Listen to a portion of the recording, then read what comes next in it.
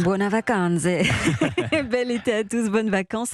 Il est 6h18 et c'est l'heure de l'innovation avec Anissé Mbida. Bonjour Anissé. Bonjour Alexandre. L'innovation du jour, elle a fait au début de l'année sa première traversée de l'Atlantique. C'est le premier cargo, alors non pas à voile, mais à cerf-volant. Vous avez certainement vu sur les plages, c'est ce qu'on appelle une voile de kitesurf. Vous savez, les planches de surf là, qui sont tirées par une aile volante. Sauf que là, il s'agit d'une voile capable de tirer un porte-conteneur de plus de 100 mètres de long.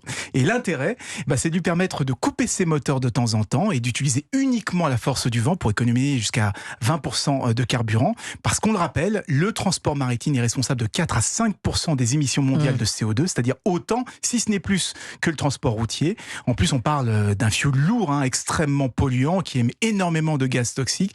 Or, depuis le 1er janvier, la marine marchande s'est engagée à réduire ses émissions de 40%. Comment ça fonctionne exactement? Est-ce qu'il y a des pilotes de kitesurf sur les cargos Non. Là, ça sera un ordinateur qui se chargera complètement du pilotage, donc le décollage de l'aile, l'atterrissage et les fameux mouvements en 8 là, pour se faire tirer.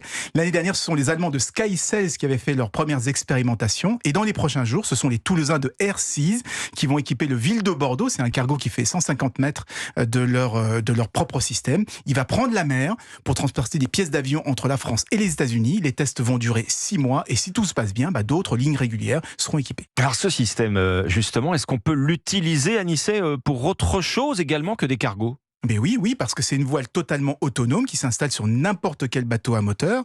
Donc on peut très bien l'envisager comme un système de traction complémentaire pour les bateaux de pêche, pour les ferries, pour les paquebots de croisière.